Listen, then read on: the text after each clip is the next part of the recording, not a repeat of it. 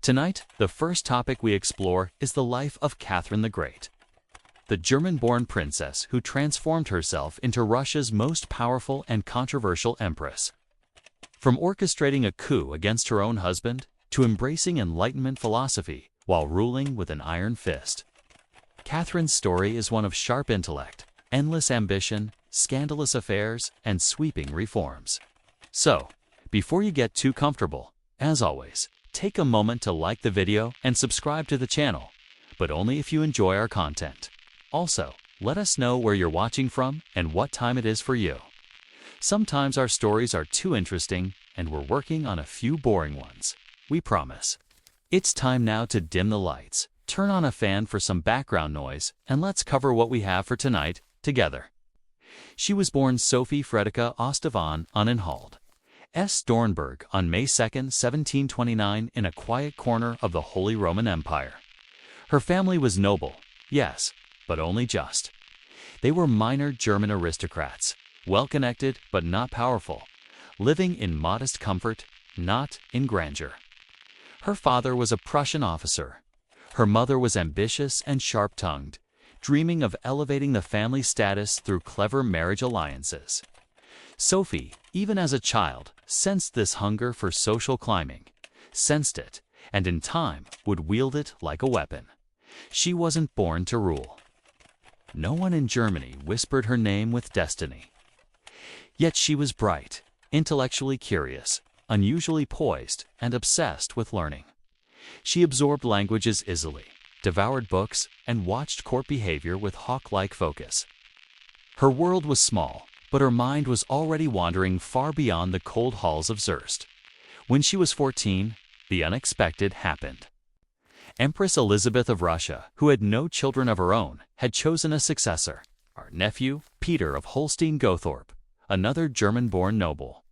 But Peter needed a bride, and Elizabeth wanted one who could be easily molded. Sophie was selected. Overnight, her world shifted. Russia was not just another country. It was an empire, vast and strange, and it would soon become her home. The journey was long and cold. Sophie arrived in Russia as a foreigner with little Russian, no Orthodox faith, and only a name that tied her to her former life. But she didn't hesitate. She converted to Orthodoxy, taking the name Catherine Alexieva. She studied Russian day and night until she could speak it better than Peter. She adapted, reshaped herself, erased any trace of resistance. Her mother called her too serious. Courtiers called her too quiet. But Catherine was studying everyone, especially her future husband. She saw in Peter a boy trapped in a man's body, childish and awkward, more enamored with his military dolls than with diplomacy or love. And in that cold realization, Catherine made her first quiet vow. If Peter could inherit a throne, she could steal one. She had arrived as a pawn in someone else's game. But already the pieces were moving, and Catherine intended to become queen. The royal wedding was everything it needed to be: grand, symbolic, politically useful. But for Catherine, it was also the beginning of a long, icy winter. Her husband Peter was no Prince Charming. Immature, awkward, and emotionally stunted, Peter showed little interest in his bride. He spent more time marching toy soldiers across tabletops than engaging in the affairs of court or the heart. At times, he seemed more like a child playing emperor than a man destined to rule one of the world's largest empires. Catherine, however, played her part with quiet precision. She smiled at the right moments. She dressed with elegance. She observed everything, especially what not to become. She quickly realized that if she was to survive in the Russian court, she had to rely on her wits, not her marriage. And so she began to build a life of the mind. She read compulsively, hiding books beneath her pillows and staying up through the night. History, philosophy, the writings of Montesquieu, Rousseau, and Voltaire became her secret teachers. She wrote letters, kept journals, and began to shape a private vision of what a ruler could be. Someone who used power not for cruelty or indulgence, but for progress, justice, and reform. In a palace that whispered with intrigue, Catherine was quietly becoming dangerous. Yet danger worked both ways. The court was treacherous. Spies lingered in hallways. Alliances shifted overnight. Even Catherine's health faltered. Rumors swirled that Peter resented her so deeply. He withheld medicine during a near-fatal illness. She recovered, but she never forgot. And so Catherine began cultivating her own allies, a few key nobles, military men, even her personal physician. She learned which words to say, which to withhold, and which to whisper behind closed doors. And when her marriage turned cold, she turned to others for affection. Lovers entered her life discreetly for now, and with them came influence, protection, and sometimes love. But love was not her goal. Power was. Peter was still the heir, but Catherine was no longer content to be his shadow. She had tasted the politics of survival, the thrill of reading forbidden texts, and the sweet clarity of ambition. She would not just be empress by title, she would be empress by will. When Empress Elizabeth died in 1762, Peter III ascended the throne. Catherine, now in her early 30s, had waited over a decade in the shadows, reading, learning, preparing. But the man she married remained as erratic and unpopular as ever. In just a few short months, Peter managed to alienate the Russian Orthodox Church, insult the nobility, and withdraw troops from a victorious war against Prussia, his homeland's ally, but Russia's enemy. His loyalty to Frederick the Great disgusted the military. His mocking of Russian traditions infuriated the court. And Catherine, she watched it all with silent precision. She had already begun nurturing a quiet network of loyalists. Men like Gregory Olaf, a dashing military officer, and her lover, who had close ties to the Imperial Guard. Olaf wasn't just a romantic partner. He was her key to power. Behind palace walls, Catherine whispered her plans. She made promises. She secured oaths. She had no legal claim to the throne, but she had something far more potent: the confidence of those who held swords. Then came the moment. On the morning of June 28, 1762, with Peter distracted and unaware, Catherine made her move. She rode to the Izmailski Regiment barracks, stood before the soldiers, and declared herself sovereign of Russia.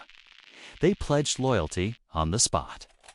One by one, the guards, the nobles, and even the clergy followed. She rode through St. Petersburg in full regalia, calm and commanding. The people didn't rise against her. They welcomed her. Peter fled. Days later, he was forced to abdicate. And soon after, he was dead. Murdered under suspicious circumstances, likely by Catherine's allies. She never admitted to ordering it. She never denied benefiting from it.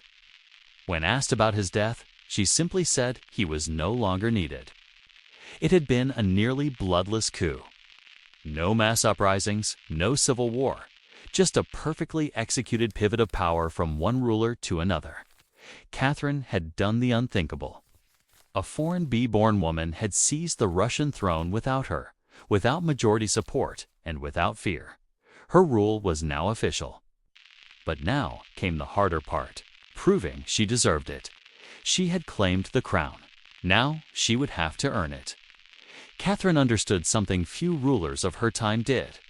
That power wasn't just about military control or royal blood. It was about image.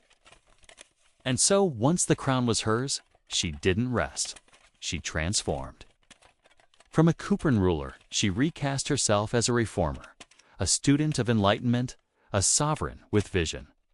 She styled herself as a philosopher on the throne, exchanging letters with Voltaire, Darrow, and other great thinkers of Europe. To them, she wasn't just a monarch.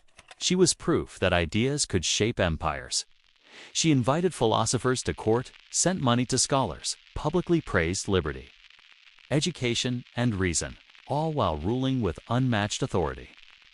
But ideas didn't always fit neatly into Russian reality. Russia was still a deeply feudal society. The nobility held land and peasants. Serfdom chained millions in poverty. Catherine wanted to reform it. She dreamed of modernizing the legal system, improving schools, cleaning the bureaucracy of corruption. In 1767, she convened a commission to draft a new legal code, one that would be fair, rational, and humane. She personally wrote the Nakas, or Instruction, a bold Enlightenment-inspired document that criticized torture, advocated for education, and emphasized equality before the law. European thinkers hailed it as visionary. But at home, the commission failed. The nobles weren't interested in giving up their privileges. The clergy pushed back against secular ideas.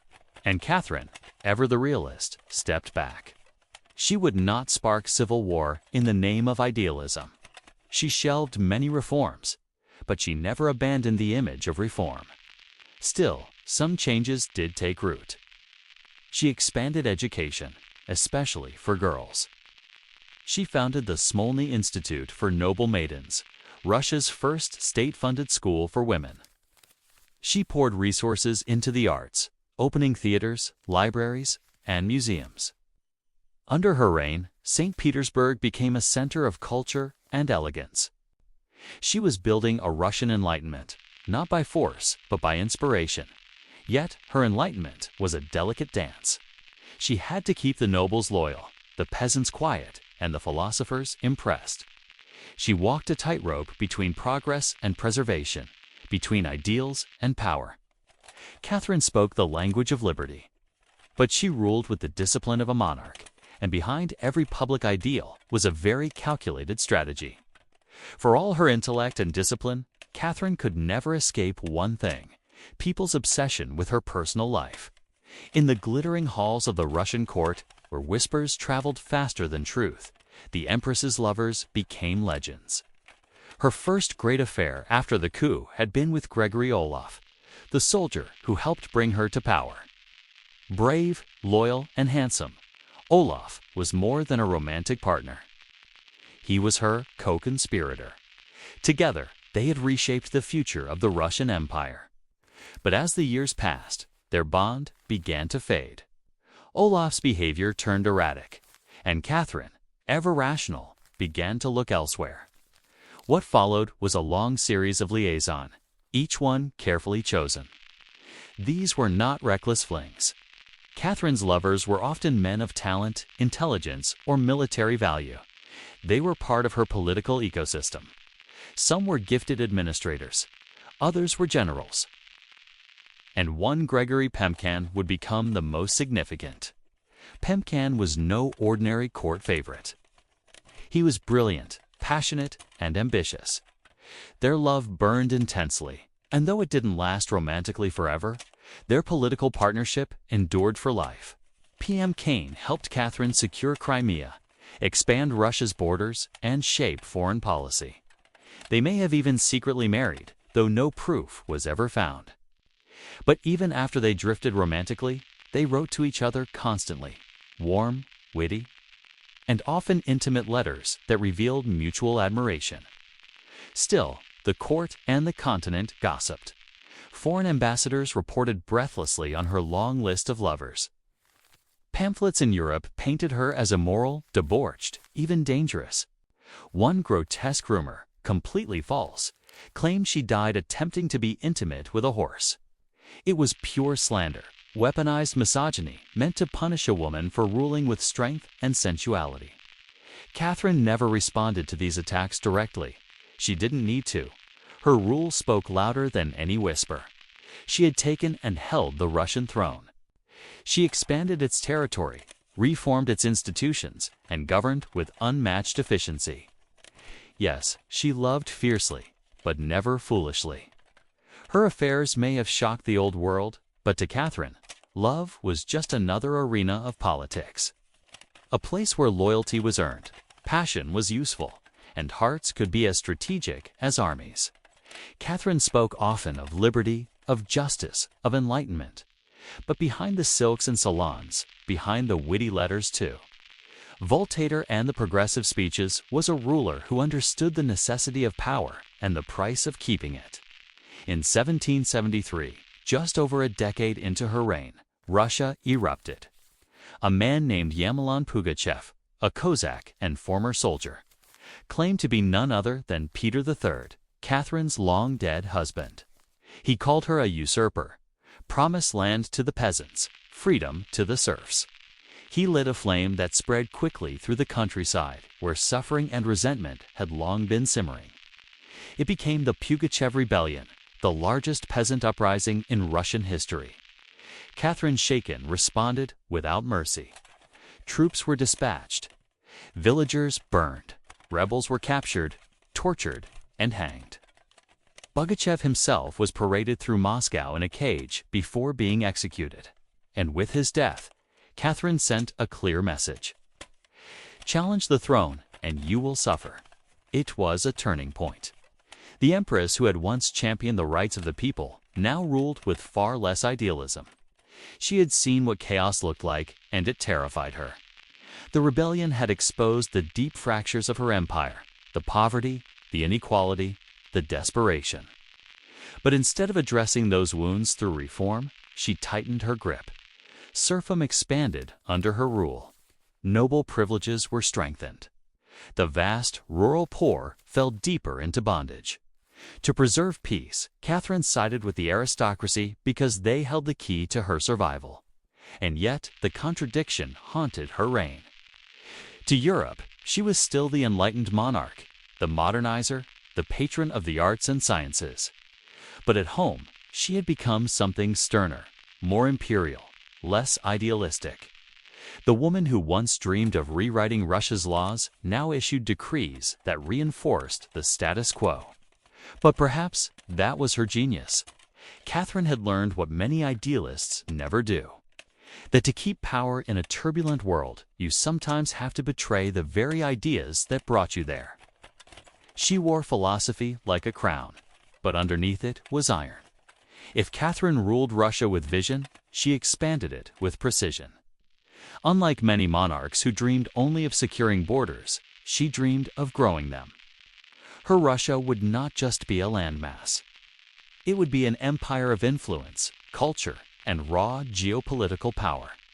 She turned her gaze south first, to the Black Sea and the weakening Ottoman Empire. Controlling the Crimea meant warm water ports, new trade routes, and strategic dominance. The wars were long and costly, but Catherine's army, guided in part by her trusted advisor, Gregory Pemkin, was relentless. By 1783, Crimea was annexed. Russia now had direct access to the Black Sea, and with it, a seat at the table of maritime powers. Next, she turned west. Poland, fractured by internal strife and weakened by centuries of political infighting, became her next focus. Catherine positioned herself as a protector of Polish stability while secretly working to divide and conquer. In 3 stages, the partitions of Poland, she joined with Austria and Prussia to carve up the country. By the final partition in 1795, Poland, as an independent state, had vanished. A once proud kingdom was now divided, and much of its eastern territory belonged to Catherine. It was brutal diplomacy, cold, calculated, effective. Under her reign, Russia's borders expanded by more than 200,000 square miles. Millions of new subjects were added. Ukrainians, Belarusians, Lithuanians, Tatars, Jews. The Russian Empire had never been larger, nor more diverse. But expansion came with cost. The new territories were difficult to govern. Some resisted Russian control, others demanded autonomy. The empire grew heavier and harder to hold. Catherine responded with reforms, reorganizing provinces, setting up new schools, and attempting to standardize administration. It was a bureaucratic race against unrest. Yet through it all, Catherine remained composed. She presented her conquests not as imperial aggression, but as civilization's advance. She wrote to European leaders as if she were spreading Enlightenment ideals, not swallowing nations. To her allies, she was a stateswoman. To her enemies, an imperial predator. But to history, she was something more rare. A ruler who expanded an empire not through reckless war, but through cunning strategy and diplomatic elegance. With every annexation, her Russia grew not just in size, but in ambition. As Catherine aged, the fire in her mind never dimmed, but her body began to slow. She remained fiercely active in government, reading reports, drafting reforms, and attending court functions well into her 60s. But the world around her was changing, and fast. Across Europe, revolution was in the air. In 1789, the French Revolution erupted, sending shockwaves through every royal court. Kings were beheaded. Crowds demanded liberty and equality. For an empress who once embraced Enlightenment ideals, the uprising was deeply unsettling. Catherine, once a friend to philosophers, now saw their words as dangerous sparks. She banned French revolutionary texts. She tightened censorship. Her court, once open to ideas, became suspicious and guarded. Her enlightenment, it seemed, had an expiration date. She also grew more isolated. The love of her life, P.M. Can, passed away in 1791. Their relationship had long shifted from romantic to political. But his death struck her deeply. She continued to rely on younger favorites, men who were charming and loyal, but rarely matched the strategic brilliance of her earlier companions. And then there was her son, Paul. Catherine distrusted him. She saw in Paul none of her intelligence, none of her stability. He was emotional, impulsive, and drawn to autocratic ideals that clashed with her more balanced style. Privately, she considered bypassing him altogether, grooming her grandson Alexander as the next Tsar. It was a bold plan, one she never had time to complete. In November of 1796, Catherine suffered a massive stroke. She never regained consciousness. She died days later, alone in her chambers with unfinished reforms on her desk and unspoken thoughts in her journals. When Paul took the throne, his first act was to undo many of his mother's policies. He buried her in Peter-S. Mausoleum, next to the husband she had overthrown and who may have died by her command. In death, they were united in stone, though never in life. The court mourned her. The country paused, and Europe watched the passing of one of its most fascinating monarchs. Catherine the Great had reigned for 34 years. She left behind a larger, more powerful Russia and a legacy that still sparks debate centuries later.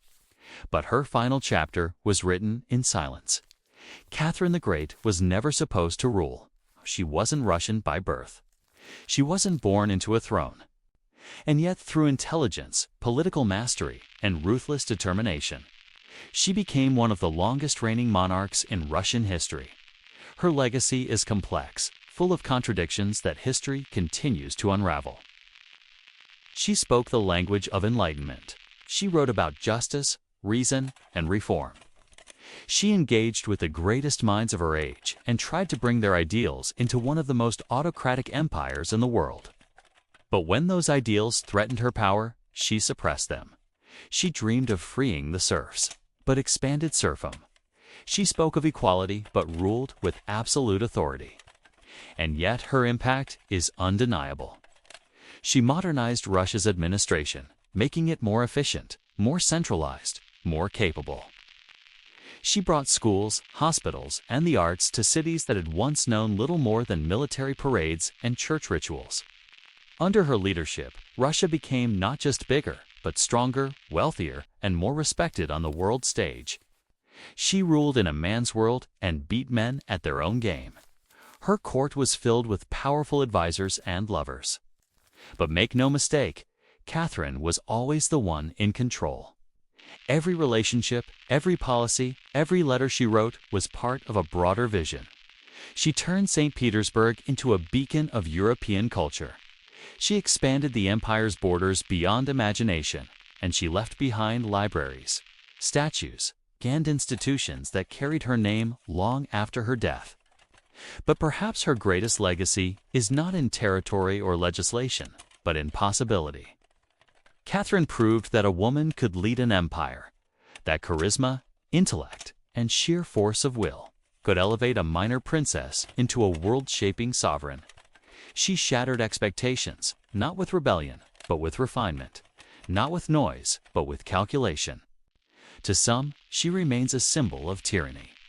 To others, the goddess of reason. But to history, she is something greater than myth. something real. A flawed, brilliant, relentless human being who ruled for over 3 decades and left her fingerprints on an entire civilization. Catherine the Great didn't just reign. She rewrote the script for what a ruler, any ruler, could be. Long before it was a city, El Dorado was a man, a king, they said, covered from head to toe in fine gold dust. He stood upon a raft, floating in the middle of a sacred lake, surrounded by priests and nobles. As the sun rose, he cast jewels, emeralds, and golden offerings into the water, tributes to the gods. It was a ceremony, a legend, a whisper in the wind. The indigenous Muisca people of what is now Colombia called him El Hombre Dorado, the Golden Man. But when the Spanish conquest cheaters arrived in the early 1500s, they misunderstood. They heard El Dorado and didn't think of a ritual or a man. They imagined a place, a golden kingdom hidden in the mountains, untouched by war, glittering with treasure. The transformation was quick. In the European imagination, El Dorado morphed from a man into a city, then a kingdom, then an entire empire. The name didn't just mean gold. It meant paradise, salvation, a place where all desires could be fulfilled. And for the Spaniards, starving, desperate, thousands of miles from home, it was irresistible. The jungles of South America became alive with the rumor. Somewhere deep in the green unknown, a city of gold waited. The native people spoke carefully, often trying to appease or mislead their aggressive guests. They mentioned far-off lands, strange rivers, and shimmering objects. The conquistadors, hungry for wealth and honor, took every word as a clue. El Dorado wasn't just a myth. It became a fever. In campfires and letters back home, the tale grew larger. Soldiers who hadn't even left Spain heard about it. Poets romanticized it. Monarchs funded expeditions for it. It no longer mattered if it existed. What mattered was the belief that it could. And belief in the age of conquest was all you needed. This golden illusion would drive some men to greatness and others to madness. It would become one of the most powerful legends in the history of exploration. A promise of riches just out of reach, always deeper in the jungle, always just beyond the next ridge. El Dorado was no longer a story. It was a compass that pointed to nowhere, and still they followed it. In 1541, a brutal expedition set out from Quito, led by Gonzalo Pizarro, brother of the infamous Francisco Pizarro, who had conquered the Inca Empire. Gonzalo had heard the rumors of cinnamon forests, of lands rich with gold, and of a golden city called El Dorado, waiting just beyond the Andes. He was determined to find it, no matter the cost. He brought with him over 300 Spanish soldiers, hundreds of native porters, a few dozen horses, and a dream made of gold and desperation. The jungle, however, was not a dream. It was a living, breathing nightmare.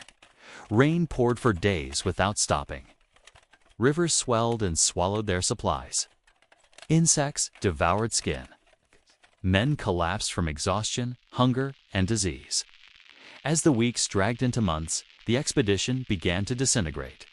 Food vanished, morale crumbled. Many of the indigenous porters died or fled. The Spanish, wearing heavy armor and carrying weapons now useless against the jungle, became weak and paranoid. Gonzalo Pizarro, desperate, ordered a smaller party to push ahead in search of food and a way forward. That group was led by Francisco de Orellana, a lesser-known nobleman who would soon make history by accident. Orellana's party floated down a river, following its winding current deeper into unknown territory. Days turned into weeks, and Orellana realized he couldn't return upstream to rejoin Pizarro. There was only one path left forward, with a handful of men and a makeshift brigantine. Orellana continued down what would one day be called the Amazon River. He passed through vast, seemingly endless forests and encountered indigenous civilizations that appeared far more advanced than expected. He later claimed to have seen grand cities, well-organized societies, and even tribes of warrior women, stories that would inflame the El Dorado legend for centuries. Eventually, Orellana reached the Atlantic Ocean. He became the first European to navigate the entire length of the Amazon. But he had found no gold, no El Dorado, only a myth that now stretched across a continent. Back in the Andes, Gonzalo Pizarro's forces had nearly all died. The survivors crawled back to Quito, broken and starving. But the damage had already been done. The jungle had taken its first real blood for El Dorado, and the myth was just getting started. By the mid-1500s, the Spanish obsession with El Dorado had shifted from the vast unknown of the jungle to a single haunting place, Lake Guatavita. Nestled in the green highlands of what is now central Colombia, this almost perfectly circular crater lake shimmered with eerie beauty. But it wasn't the view that drew conquistadors. It was the legend. The Moisa people who lived nearby had long performed sacred rituals there. One ritual in particular had gripped European imaginations. A chieftain, naked and dusted in gold, sailing to the center of the lake on a raft, tossing emeralds, gold, and precious offerings into the water as gifts to the gods. To the Spanish, it wasn't religion, it was a vault, and they were determined to open it. In 1536, Conquistador Gonzalo Jiménez de Sada was the first to arrive. His men fished a few golden trinkets from the lake's edge, stirring just enough hope to keep the obsession alive. Over the next few decades, multiple attempts were made to extract the supposed treasure resting at the lake's bottom. In one of the most infamous efforts, in 1580, a wealthy entrepreneur named Antonio de Sepulveda tried to drain the entire lake. He and his crew of indigenous laborers dug a massive gash into the mountainside, forming a channel to bleed the water away. As the level dropped, mud and debris surfaced, along with some pieces of gold. But the sides collapsed before the lake could be fully drained. The excavation killed many workers, and while a few golden artifacts were found, the mythical hoard of treasure remained hidden beneath layers of silt and legend. Still, the effort had a strange consequence. The lake itself became sacred to the myth of El Dorado. It wasn't just a backdrop anymore. It became the beating heart of the story. A place where gold had been offered for centuries, where secrets lay buried beneath the water's surface, and where hope refused to die. Even centuries later, Lake Guatavita would draw treasure hunters armed with sonar, scuba gear, and dynamite. But the lake remained stubborn. It kept its secrets close. And like the myth it fueled, it promised everything and delivered only echoes. By the late 16th century, El Dorado fever had crossed the Atlantic. No longer was it only a Spanish pursuit. Now the English, ambitious, rising, and eager to challenge Spain's dominance, set their sights on the Golden City. And no one was more enchanted by the legend than Sir Walter Raleigh. A poet, soldier, and favorite of Queen Elizabeth II, Raleigh was bold, intelligent, and full of theatrical charm. But he was also fiercely ambitious, desperate to carve a legacy that would rival the great conquistadors. El Dorado, he believed, was not just a myth, it was his destiny. In 1595, sailed to Ghana, the dense, unmapped region near the Orinoco River in present-day Venezuela. He had read Spanish reports, heard tales from captured natives, and convinced himself that the city of gold lay somewhere in the rain-drenched interior. His journey was grueling: thick jungles, choking heat, and uncooperative terrain. But he returned home with a spectacular story.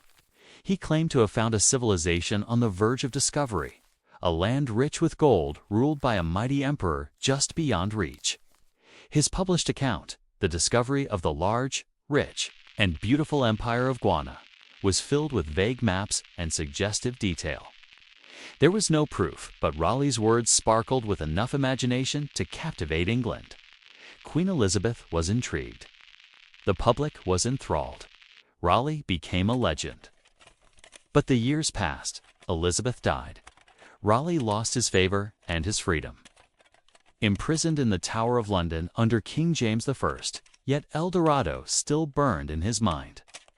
In 1617, after years of confinement, he was granted one last chance, an expedition to Guiana to finally prove his claim. This time, it all fell apart. His men attacked a Spanish outpost, violating the fragile peace between England and Spain.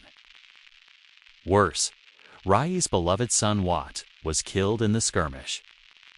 Defeated, grieving, and empty-handed, Raleigh returned to England. King James was furious. Raleigh was executed in 1618, beheaded in public, his dreams undone by the very myth he once made shine.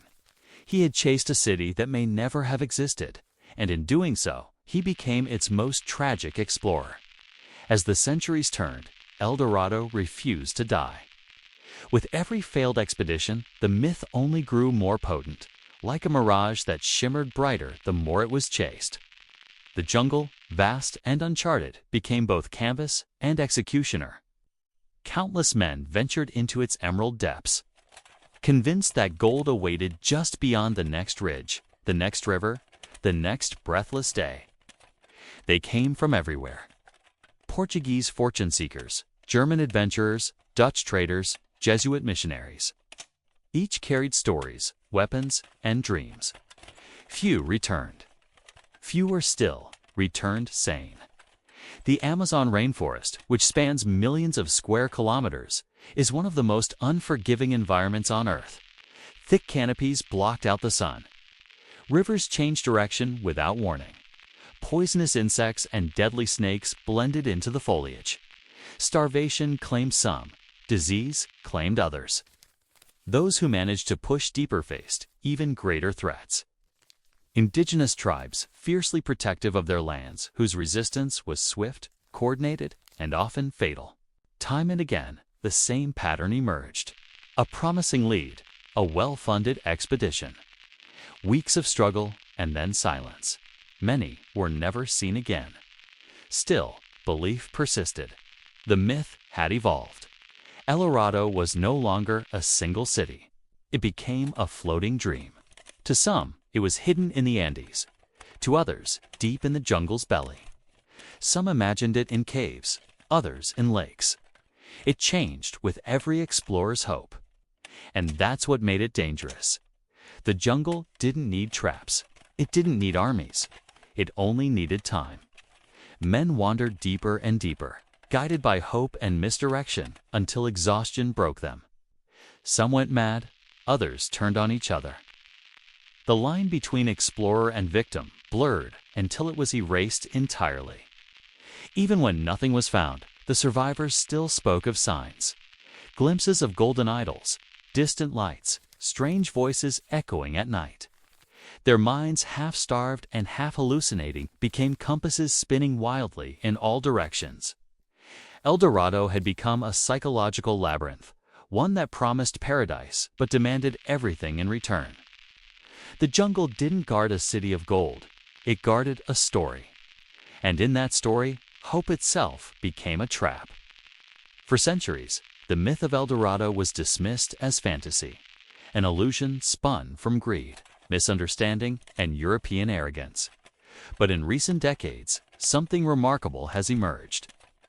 Evidence that maybe, just maybe, El Dorado wasn't entirely a lie. Not a city of golden walls. No, not streets paved in treasure, but signs of vast advanced civilizations that once thrived in the very regions conquistadors called empty. Deep within the Amazon, archaeologists and scientists have uncovered remnants of lost cities. Agricultural systems and vast road networks now buried beneath layers of jungle. In Brazil, Bolivia, and Peru, satellite imagery and ground surveys have revealed the outlines of geometric mounds, mowed towns, and intricate irrigation canals. These weren't small tribal encampments. They were organized societies, some likely home to tens of thousands of people. And then there's the soil. In scattered parts of the Amazon, researchers found terrapater, dark earth enriched with charcoal, bones, and compost. It's not natural, it was engineered. Created by ancient Amazonians to make poor soil fertile. It suggests a long-term sustainable civilization that understood its environment far better than once believed. Could it be that when early explorers spoke of great cities in the jungle, they were seeing the last flickers of a dying world? A civilization ravaged by European disease before it could be fully understood? Some believe so.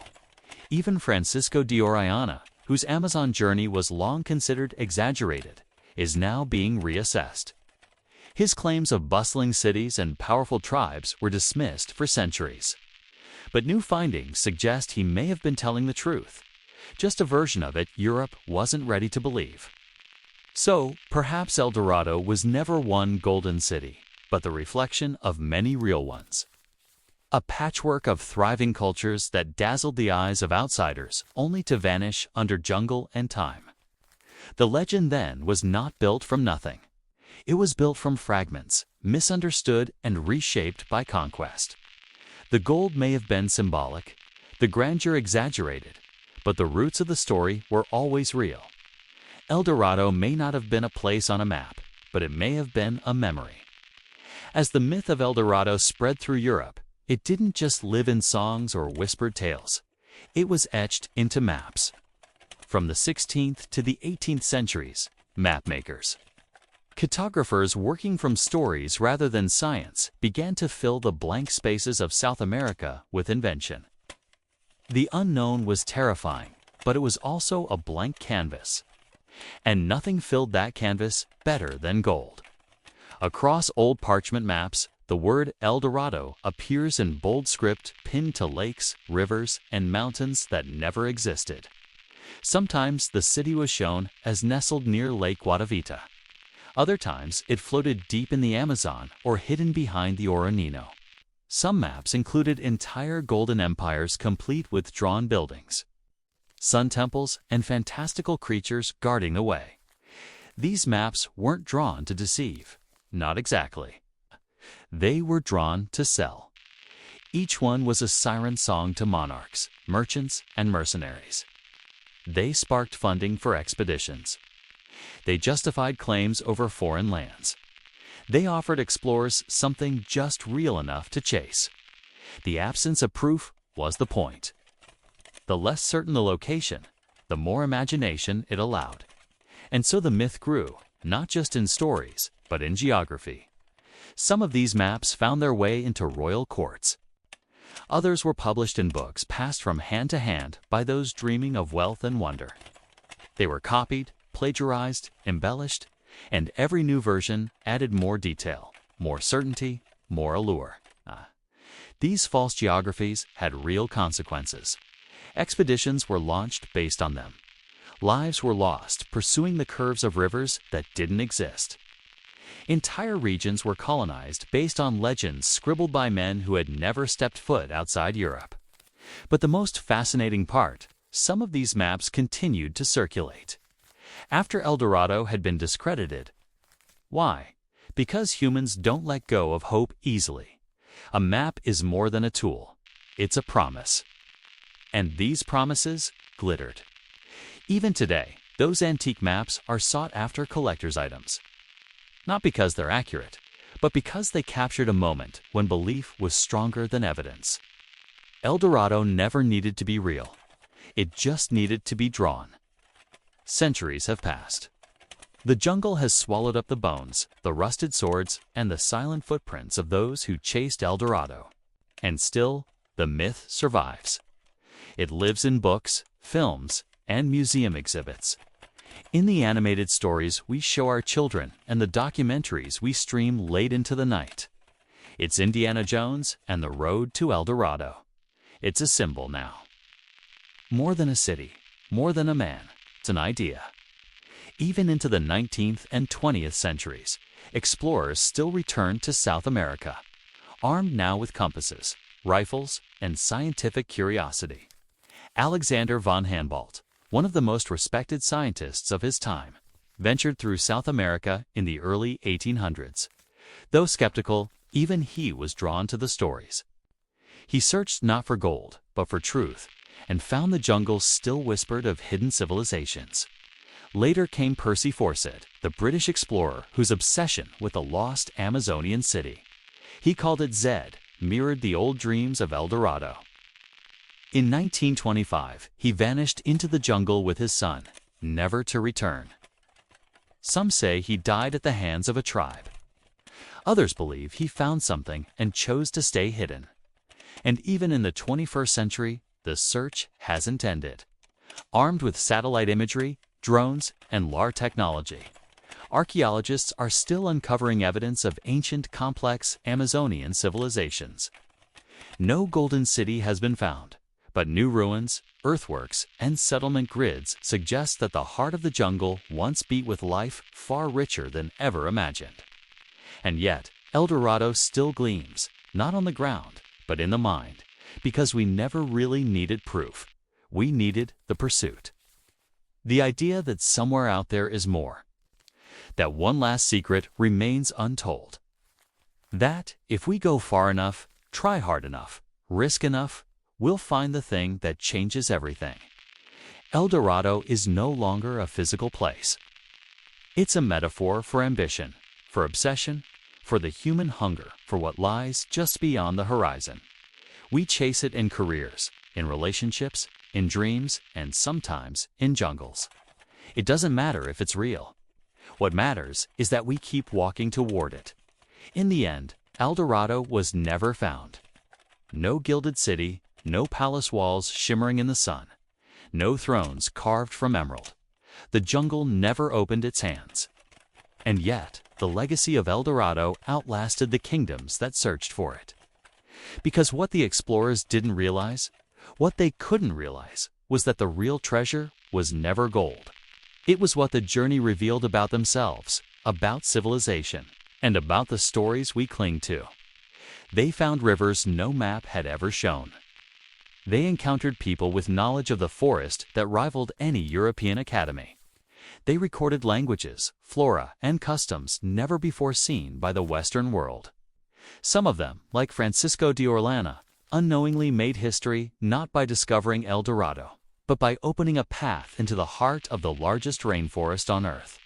Others lost everything: their wealth, their sanity, their lives.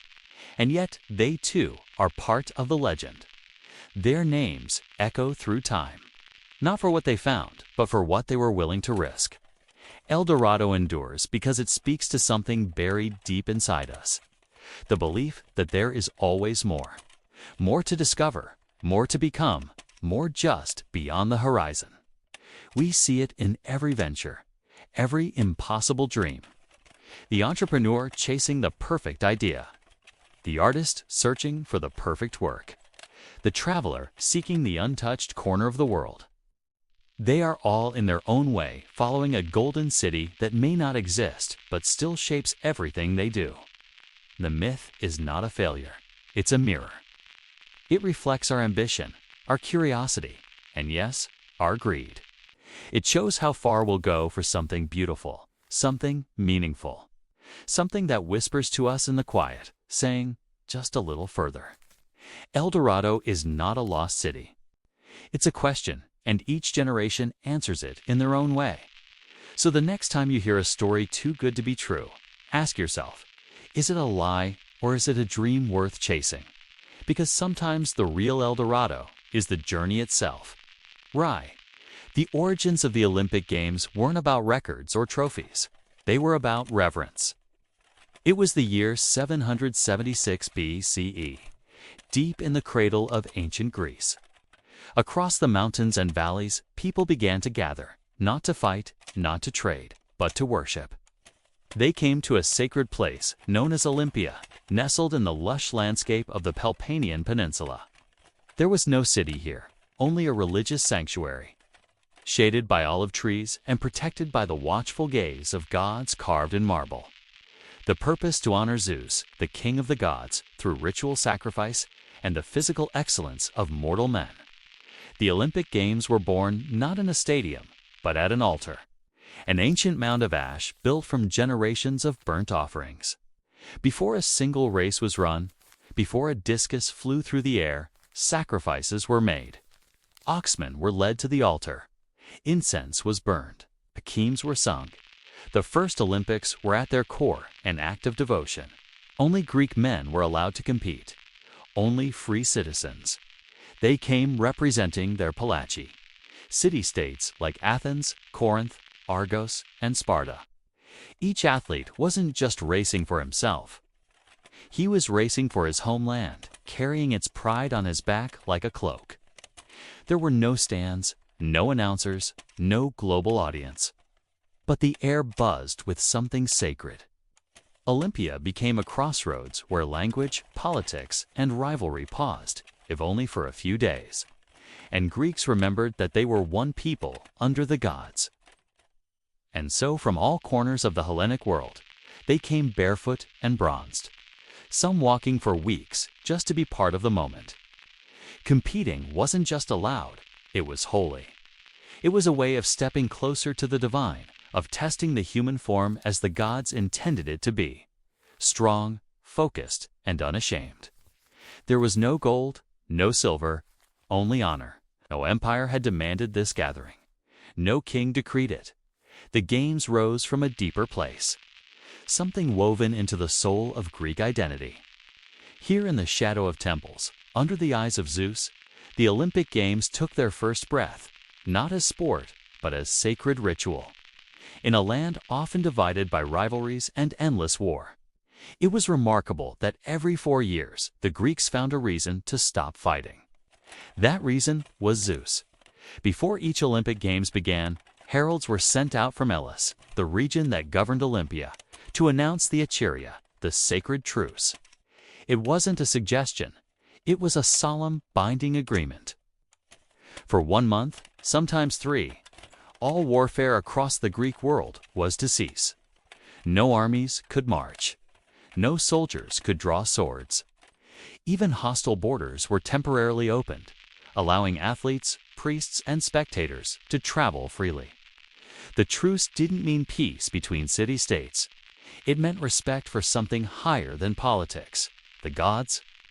In theory, it allowed athletes from anywhere in the Greek world, whether allies or bitter enemies, to journey safely to Olympia.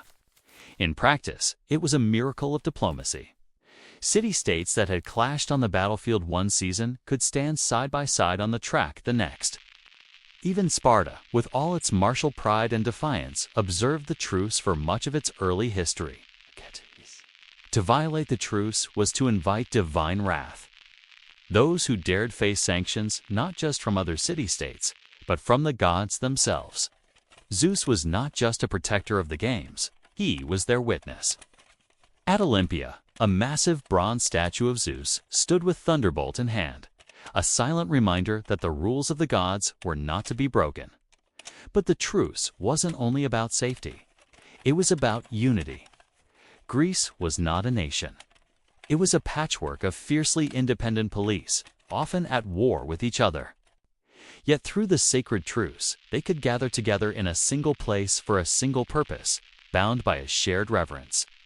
It was more than just political necessity. It was symbolic. The truce taught that even in a world ruled by conflict, there could be moments of order, respect, and ritual. For a brief time, Greek identity rose above rivalry. And as the olive wreaths were prepared and athletes stepped into the arena, it was under the quiet power of peace. Not one enforced by soldiers, but one commanded by the gods. At Olympia, there were no uniforms, no tunics, no armor. The athletes of ancient Greece competed naked, fully, and deliberately. To the modern mind, it might seem shocking, but to the ancient Greeks, the unclothed body was not something to hide. It was something to celebrate. Strength, symmetry, and discipline weren't just physical traits. They were reflections of virtue, of the soul made visible. Competing nude wasn't just allowed, it was expected. It was part of the ritual. The Greek word gymnos means naked. From it came gymnasium, the training ground, and later the gymnasium. To train the body was to train the mind. Athletes covered themselves in olive oil, not for vanity, but to showcase the form and reduce chafing during movement. Dust was often sprinkled over the oil to prevent slipping and to accentuate muscle definition. In this sacred setting, the human form became art, and it wasn't just about appearance. Competing naked symbolized equality. In the arena, wealth and social class were stripped away, literally. What remained was effort, discipline, and raw physical skill. The body became the only uniform and excellence became the only rank. But this exposure also had a moral edge. For the Greeks, shame was not in nudity, but in cowardice, cheating, or weakness. To step onto the track, into the wrestling pit, or before the javelin line without clothing was a declaration. I have nothing to hide. It was a gesture of transparency, of boldness. The athlete placed himself before the gods and his people in complete honesty. Sculptures from this era reflect that reverence. Chiseled statues of runners, discus throwers, and wrestlers, often idealized, were not just decorations. They were symbols of the heroic spirit, frozen in marble for generations to study and admire.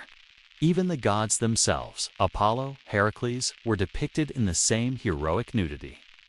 Women, of course, were excluded not only from competing, but even from watching. Only unmarried girls were allowed as spectators, and even that was rare. The Olympic space was wholly male, sacred, exposed, and competitive. In this environment, nudity wasn't indecent. It was divine. The naked athlete stood as a living offering. A body trained, tested, and transformed. Not for glory alone, but for the favor of Zeus. In the first Olympic Games, there were no second chances. Only one man could win. There were no silver medals, no podium with 3 tiers. The Greeks believed that excellence was singular. Victory was absolute. And so in every event, only the first-place athlete was honored. Crowned with a simple yet sacred reward, a wreath of wild olive leaves cut from a holy tree near the temple of Zeus. The olive wreath, called a katinos, held no monetary value. It wasn't gold, didn't sparkle, and couldn't be traded. But it meant something greater. It was a gift from the gods, a living symbol of immortal glory. To win an Olympia meant having your name recorded for all time. It meant returning to your Palachi as a hero. Your statue might be erected in the sanctuary. Poets might write verses in your name. Cities sometimes offered their champions lifetime privileges, free meals, theater seats, or public office. But the games weren't about prizes. They were about arete, a Greek concept of virtue and excellence. To possess arete was to fulfill your purpose, to perform at the height of human potential. And for athletes, that meant winning, nothing less. The competitions were fierce. Victory was not just personal, it was political. Each athlete represented his city-state. A win at Olympia reflected not just his own strength, but the strength and honor of his people. The glory belonged to all. That made victory even more vital and defeat even more bitter. There was no room for excuses, no do-overs. The line between eternal fame and total obscurity could be measured in a breath, a stumble, a single moment of hesitation. And for those who didn't win, there were no commemorations, no odds. They returned home quietly, often forgotten by history. But the victor, he stood apart. Crowned in silence, his wreath catching the light. He became part of something sacred. The Greeks believed that such men were touched by the divine. They had not just outrun their rivals, they had pleased the gods. In a world without medals or sponsorships, this single, fragile crown of olive leaves meant everything. Because for the Greeks, immortality didn't come from wealth. It came from being remembered. The very first Olympic Games, held in 776 BCE, featured only a single event, a sprint known as the stadium.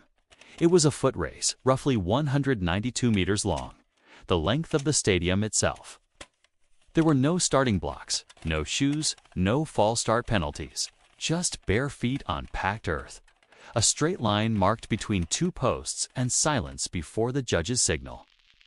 The runners leaned forward, dust rose, and then they ran. The first recorded Olympic champion in history was a cook named Koi, boss of Elise, a humble man whose name would echo for thousands of years simply because he ran the fastest once. His prize, not money, not power, just a wreath of olive leaves and a place in the eternal scroll of Olympic victors. Over time, the games grew. By the 7th century BCE, new events were added. The Dolos, a double-length race. The Deutschos, a long-distance run. Then came wrestling, discus, javelin, and the long jump. All parts of the brutal pentathlon, an event testing total physical ability. To win, you had to be not just fast, but strong, agile, and clever. One of the most awe-inspiring additions was the Pancrean, a deadly blend of wrestling and boxing with almost no rules. Anything was allowed except biting and eye gouging. Men left the arena bloodied and broken. Some even died. But if you won, you were unstoppable, a living legend.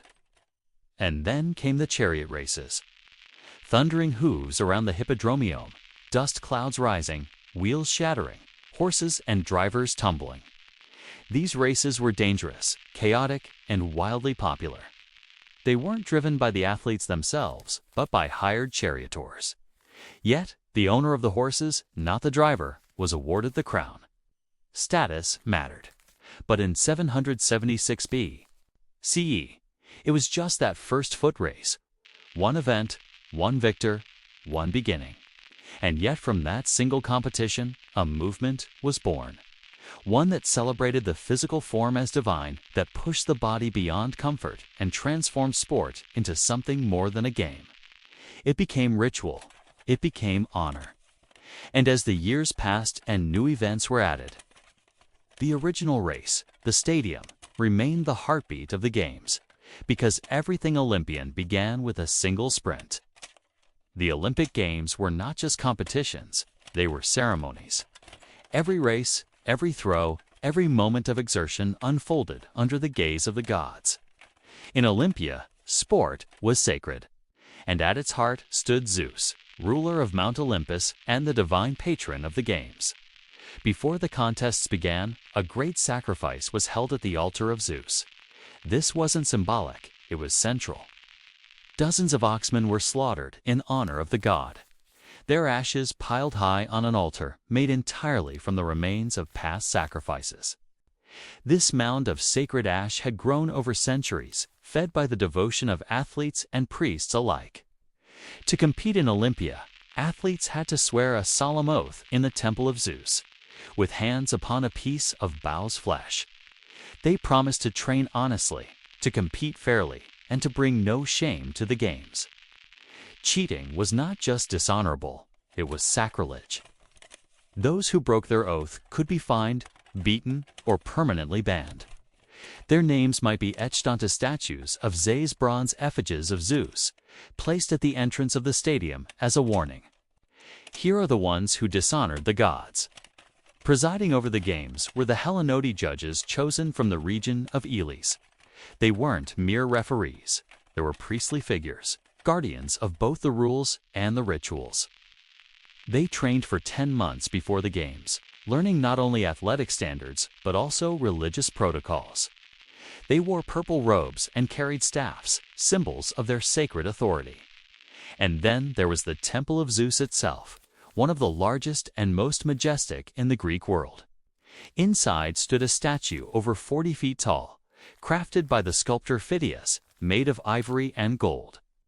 Seated on a throne, holding a scepter and a figure of Nike, the god watched over the games with a calm, eternal gaze.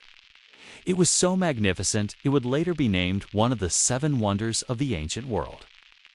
Every leap, every strike, every drop of sweat was a form of worship. At Olympia, the body moved in rhythm with the divine. Victory wasn't just for pride, it was for Zeus. In ancient Olympia, the air was filled with competition, ritual, and the scent of olive oil. But one thing was conspicuously absent. Women, the Olympic Games were an all-male affair, okay? Not only in competition, but also in attendance. Married women were strictly forbidden from watching the games. The penalty, according to legend, was death, specifically being thrown off Mount Taipan. It was a reflection of the deeply patriarchal structure of Greek society, where public life, especially in athletic and sacred spaces, was the domain of men. The games celebrated the ideal male form. Nudity was standard, and the competitions were not just athletic, they were philosophical. The male body, trained and disciplined, was seen as a reflection of cosmic order, a living sculpture of virtue. Women, especially married women, had no place in this visual and symbolic environment. Still, not all women were excluded from the Olympic story. Unmarried women were occasionally allowed to watch, and they had their own event, the Heron Games, held in honor of Hai, the wife of Zeus. These games featured foot races for young girls held in the same stadium, but with key differences. The races were shorter. The girls ran clothed, wearing short kittens that left one shoulder bare. Their hair was worn loose, unbound, and free. The victors received olive crowns and were allowed to dedicate statues to Heia. But while the Heron Games were meaningful, they were not the Olympics. The Olympic Games remained a sacred male ritual, bound to Zeus and military values. Strength, endurance, and glory were cultivated for the battlefield as much as the arena. To be an Olympic victor was to be a hero of the Palachi, a role Greek women were simply not allowed to assume. There is one curious exception. The case of Caniska of Sparta, a wealthy woman who bred horses. Because chariot races awarded the crown to the owner, not the driver. Caniska technically became the first female Olympic champion. But even she never set foot in the stadium to witness her victory. The exclusion of women wasn't just custom. It was religious law, social code, and cultural identity wrapped into one. In Olympia, the games were many things, but they were not for women. In ancient Greece, a victory at Olympia was more than personal triumph. It was political capital. To win was to bring honor not just to oneself, but to one's Palachi, the home city-state. Every athlete stood as a living emblem of where he came from. A victory in the Olympic Games meant superiority in strength, discipline, and divine favor. And that superiority reflected on the society that raised him.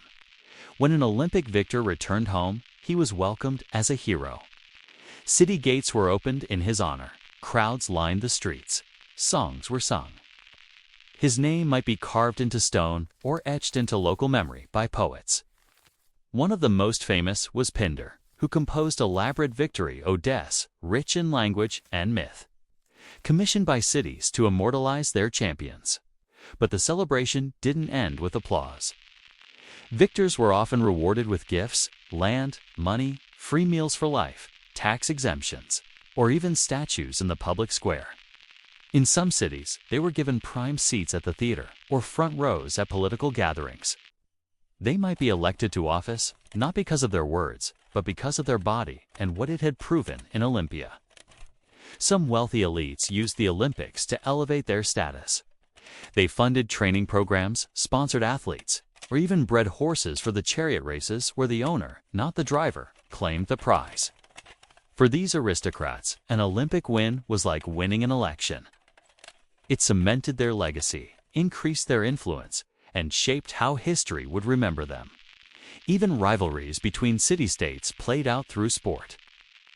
When Athens and Sparta clashed politically or militarily, they also watched each other closely in the arena. Who had more victors? Who trained harder? Which policies did the gods seem to favor? Victory was a message. We are the stronger people. Our way of life is the better path.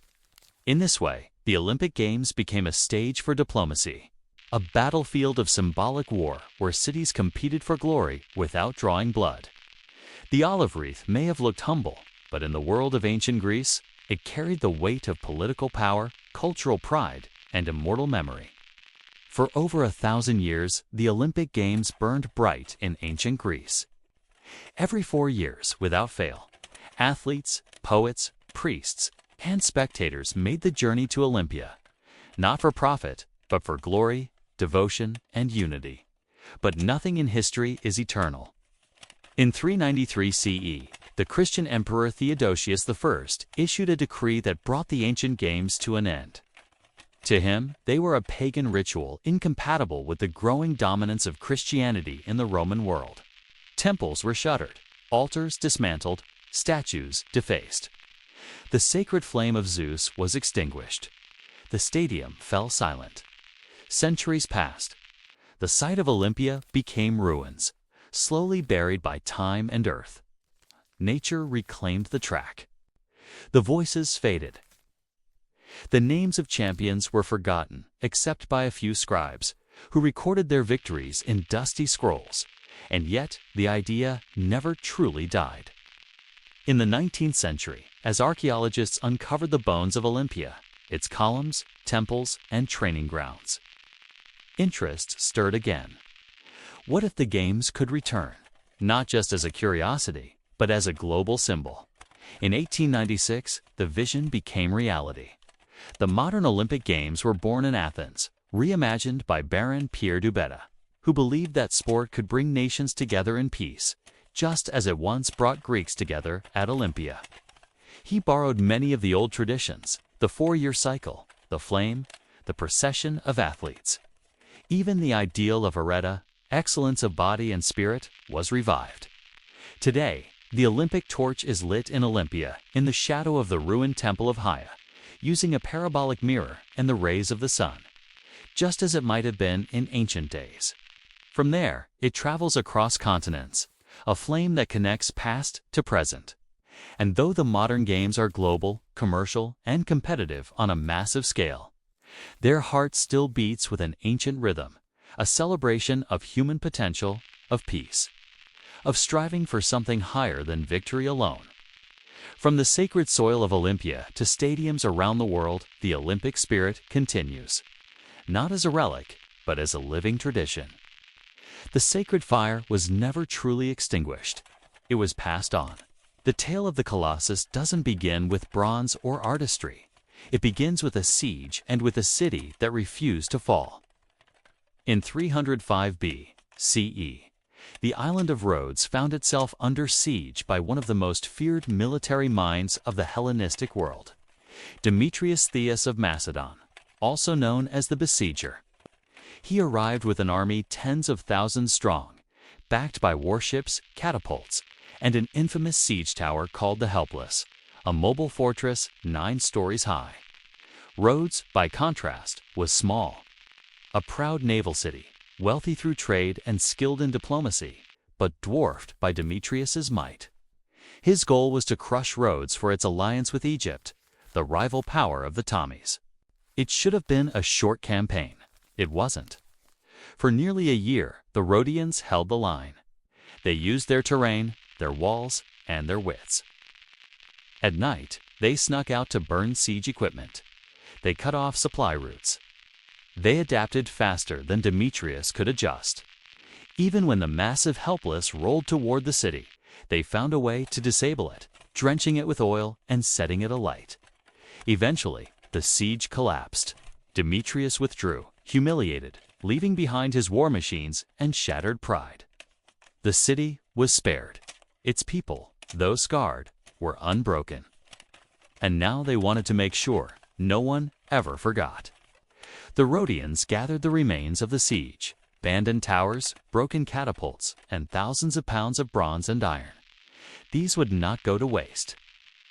They would be melted, reforged, and reborn, not into weapons, but into a monument. To mark their improbable victory, they chose to honor their patron deity, Helios, god of the sun. They would build him a statue, not ordinary, not even grand, but colossal, something the world had never seen. They commissioned Charas of Lindos, a sculptor known for his precision and ambition. He promised not just a statue, but a symbol, something that would say in no uncertain terms, Rhodes stands tall. Rhodes stands free. And so from the ashes of war, the vision of the Colossus began, not as a wonder, but as an act of defiance, with victory still fresh and pride swelling in their hearts. The people of Rhodes turned their attention to a project unlike any the world had ever seen. They would build a statue not just to commemorate their resistance, but to send a message across the seas, a message cast in bronze and rooted in stone. They chose to honor Helios, the sun god, whom they believed had protected their city during the siege.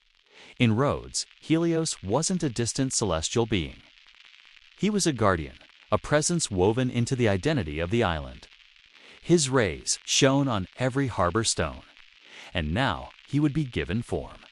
To bring that vision to life, they summoned Charis of Lindos, a native Rhodian and a master sculptor. Charis had trained under Leucippus, the famed sculptor of Alexander the Great. He understood proportion, symmetry, and ambition. The task before him was monumental. The Colossus would stand over 100 feet tall, nearly the height of a modern 10-story building. It would be made entirely of bronze, with a supporting structure of iron and stone. The materials came from the very siege machines Demetrius had left behind. Thousands of pounds of bronze from melted-down weapons and armor would become the skin of the god. What had once threatened Rhodes would now protect it. Construction began around 292 BCE, and it would take 12 years to complete. The process was slow and deliberate. The statue was likely built from the ground up, with each section carefully cast, assembled, and reinforced as the structure rose. Workers toiled in the blazing sun, shaping metal, aligning joints, and creating what would become one of the 7 wonders of the ancient world. We don't know exactly what it looked like. No ancient images survive, but it's believed Helios stood upright, perhaps with one hand shielding his eyes as he looked east, or with an arm raised in triumph, his face calm, his crown a radiant halo of sunbeams. It wasn't just art, it wasn't just religion, it was identity. Forged from the relics of war, the Colossus of Rhodes was more than a statue. It was a reminder to all who entered the harbor that this city stood unshaken and that its light would not be dimmed. When the Colossus was finally completed, sometime around 280 BCE, it was not merely a statue. It was a revelation. Standing more than 30 meters tall, the Colossus of Rhodes was the tallest statue of the ancient world. Constructed entirely of bronze plates over an internal skeleton of iron and stone, it dominated the skyline of Rhodes and astonished every visitor who sailed into the harbor. Though later myths would claim it straddled the harbor entrance with ships passing between its legs. Historians and engineers agree this would have been structurally impossible. Instead, the statue most likely stood to the side of the harbor, perhaps atop a stone pedestal where it could be seen from afar. Its bronze body gleaming in the sun, its crown of radiating spikes echoing the sun god's divine rays. The engineering behind it was nothing short of extraordinary. Each bronze plate was carefully shaped and fitted, locked into a hidden framework that kept the giant stable. Weights were distributed evenly, joints were concealed. The statue may have been built using earthen ramps, which were raised gradually as construction climbed upward, then removed once the final section was complete. The figure of Helios likely stood in a calm, upright pose, one hand resting by his side, the other raised, perhaps in salute or holding a torch. His face was serene, youthful, and idealized, as was the Greek artistic tradition. His gaze would have been cast across the sea, watching over sailors and merchants as they entered the harbor of Rhodes. But the Colossus was more than just a guardian. He was a symbol to Rhodians. Helios embodied freedom, resilience, and divine favor. His towering form announced to the world that Rhodes had not only survived the siege, but emerged greater. The city had taken the weapons of war and turned them into a monument of peace. Visitors stood in awe. The statue wasn't just tall. It seemed eternal. The sunlight danced across his bronze surface. His shadow stretched across the harbor walls. And for a moment, standing beneath him, one could almost believe the gods walked among men. In Helios, Rhodes had built its pride and set it in bronze. For 12 shining years, the Colossus stood not just as a statue, but as a signal fire to the ancient world, announcing a new era for Rhodes. The city, long a crossroads of cultures and commerce, now found itself basking in international admiration. With the bronze form of Helios rising above its harbor, Rhodes became a beacon, both literal and symbolic, to visiting merchants, envoys, and poets. The Colossus declared that this island was more than a naval stronghold. It was a rising cultural force. The presence of the statue transformed public identity. The Rhodians saw themselves not merely as survivors of siege, but as chosen people, protected by the sun god. Elevated by victory, destined for greatness. Helios wasn't just a god they worshipped in temples. He was now a presence, casting his gaze from the skyline. The image of the Colossus soon appeared on Rhean coins, minted and traded across the Mediterranean. Helios, crowned with rays, became a mark of Rhodian pride and prosperity. Inscriptions celebrating the Colossus began to circulate. Travelers wrote of the way the sun seemed to reflect off his bronze skin at dawn, painting the harbor in golden light. Culturally, Rhodes flourished. The city became a hub for philosophers, sculptors, and orators. Schools of rhetoric were founded. Statues lined the agora. Art, politics, and religion merged into a refined civic identity with the Colossus at its center. But the statue's meaning extended beyond the borders of Rhodes. It stood as a universal emblem of resilience in the face of impossible odds. A statue forged from enemy weapons, dedicated to a god of light, visible to all who sailed the sea. It reminded people across the Hellenistic world that strength could be sculpted from suffering. That peace, once secured, could be shaped into beauty. For some, the Colossus represented divine harmony, a city and a deity in perfect alignment. For others, it was proof that even in an age of war and conquest, something could be built that inspired rather than destroyed. And for the Rhodians, it was simply theirs. Their triumph, their god, their skybound promise. The Colossus wasn't just a wonder. It was hope in bronze. In 226 CEE, just over a decade after the Colossus was completed, the ground beneath Rhodes began to tremble. Without warning, a massive earthquake struck the island. Homes collapsed. Temples cracked open. The harbor walls shuddered. And then, with a groan of metal and a cry from the heavens, the mighty statue of Helios, the pride of the city, snapped at the knees and fell. The Colossus did not simply tip over like a tree. It broke piece by piece, twisting as it descended. The legs crumbled first, and the upper body slammed into the earth, shattering sections of bronze. Fingers the size of men splintered. The head, once gazing out to sea, now lay face down in the dust. No one had expected it, and no one could stop it. The damage to Rhodes was severe. But nothing struck the people more deeply than the loss of their god's image. The Colossus had become more than a statue. It was a companion, a symbol of divine favor. Now it lay in ruin. Its wreckage sprawled across the city's sacred ground. And yet, even in ruin, it remained a marvel. For centuries after the quake, travelers still came to see what was left. The historian Strauss wrote of the fallen Colossus, describing the sheer size of its remains. Visitors stood in the shadow of its broken limbs and marveled at the engineering it had once required. The fingers were thicker than a man's torso. The ribs of bronze curled like forgotten armor. Inside, they saw the iron framework and the brilliant design of a civilization determined to defy its enemies. Some said the fall was a punishment from the gods. Others believed it was a reminder that even glory must bow to nature. But most Rhodians, though heartbroken, refused to erase it. The Colossus, though broken, was still sacred. They left the pieces where they fell, and for the next 800 years, those fragments remained, silent, rusting, enormous, a fallen god, a shattered wonder, yet somehow more human in its brokenness than it had ever been in perfection. The statue had once represented strength. Now it whispered of impermanence, and that too was something sacred.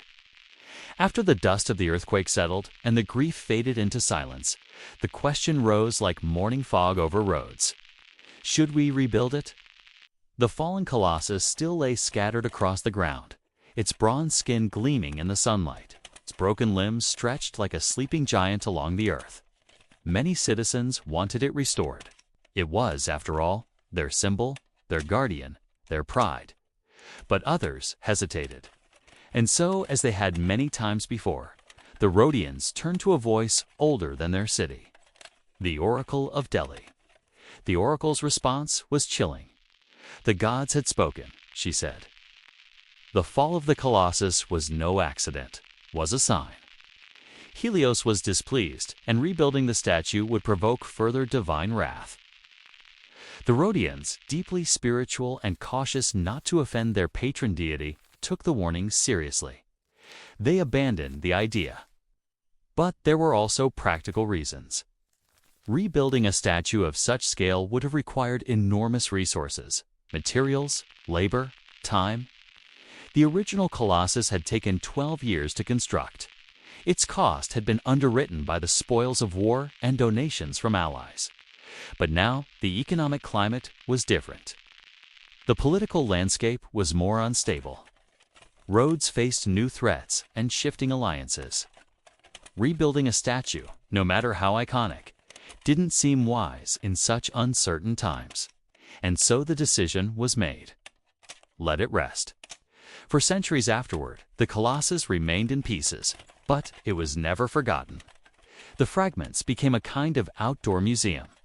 Pilgrims and poets, traders and scholars all came to see the ruins. They walked among the statue's massive ribs. They placed hands on its outstretched fingers. They marveled at its shattered face. There was awe, even in destruction, and perhaps that's why Rhodes never lifted it again. Because sometimes a fallen wonder speaks louder than a standing one. Sometimes ruin becomes a kind of memory, one that humbles, teaches, and lingers longer than glory. The Rhodians didn't rebuild because they didn't need to. The Colossus had already done its job. It had become legend, and legends once born don't need bronze to stand. Though the Colossus had fallen, its fame only grew. Centuries passed, the broken statue became legendary. Not despite its destruction, but because of it. Travelers from across the Mediterranean continued to visit Rhodes, not to see a standing monument, but to witness a ruined wonder. The Greek historian Strauss, writing nearly 2 centuries later, described the remains in vivid detail. He spoke of bronze fingers longer than a man, hollow limbs as large as towers, and a shattered torso that still held the shape of a god. Even in fragments, the Colossus stirred awe. It became a place of reflection, proof that even the greatest works could break. What stood before visitors was no longer a statue, but a ghost of greatness lying in state beneath the sun. Unlike other wonders of the world, the Colossus wasn't destroyed by war or hatred. It hadn't been toppled by invaders or melted down in rage. It had been brought low by nature, an earthquake, blind and impartial, reminding humanity of its limits. Still, the remains were treated with reverence. The Rhodians never melted them down, never swept them away. They left the ruins where they fell, letting time and wind and memory weave them into something sacred. In the ancient world, the 7 wonders were not just lists. They were pilgrimages. And Rhodes, though its statue lay in pieces, became one of those sacred destinations. Alongside the towering lighthouse of Alexandria and the hanging gardens of Babylon, the broken Colossus held its place. It was different, more somber, more human. Other wonders dazzled with grandeur. The Colossus now inspired something quieter or tinged with melancholy. It showed the passage of time. It whispered of ambition, fragility, and the strange beauty of collapse. It taught a truth that perfection could not. That even fallen things can be remembered. That sometimes the pieces left behind are more powerful than the whole. So the visitors kept coming. They stood among the ruins. They traced the edges of bronze with their fingers, and they imagined the day when Helios once looked down upon the harbor, radiant and unshaken. The wonder still existed. It had simply changed shape. For over 8 centuries, the broken Colossus lay where it fell, weathered by sun and wind, admired by pilgrims and poets. Generation after generation stood in its shadow, imagining the towering figure it once had been. And then, just like that, it disappeared. In 654 CE, Rhodes was invaded by an army of the Umayyad Caliphate, a rising Islamic power that swept across the eastern Mediterranean. The city fell, and with it, the last visible remnants of the Colossus. According to later Byzantine chroniclers, the conquerors saw the statue's vast ruins as a source of material, not memory. The bronze was said to have been melted down and sold to a traveling Syrian merchant who transported it away piece by piece, carted off on the backs of 900 camels. Whether that number was exaggerated or not, the message was clear. The Colossus of Rhodes was gone. No more fragments, no more limbs or ribs to touch, no more towering bones of a fallen god.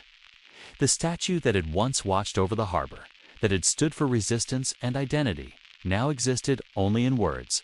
And yet, those words were powerful. Writers continued to record it as one of the 7 wonders of the ancient world, placing it alongside monuments that still stood: temples, pyramids, tombs.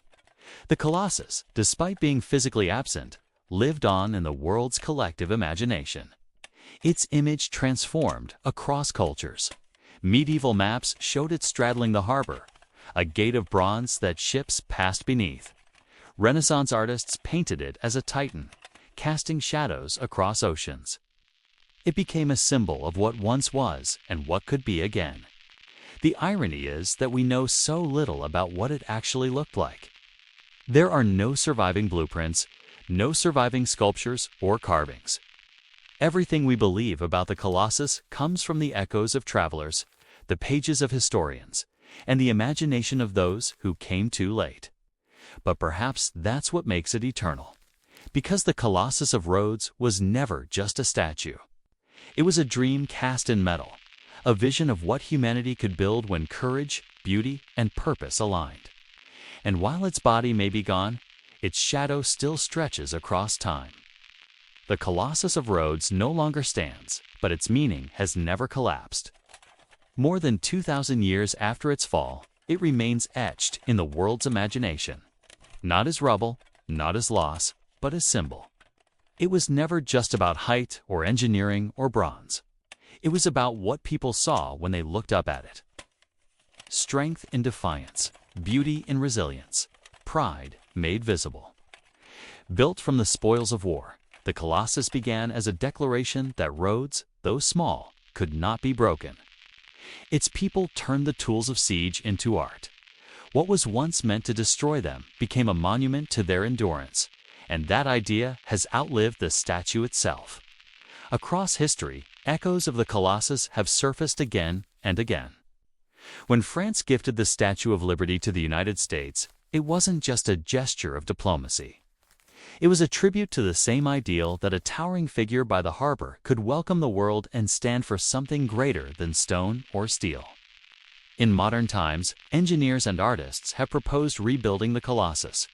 Some imagine a new statue with solar panels to honor Helios in a sustainable form. Others envision a modern wonder of glass and light hovering above the sea. None have come to pass. But the fact that we still dream of rebuilding it says everything, because the Colossus represents more than its own history.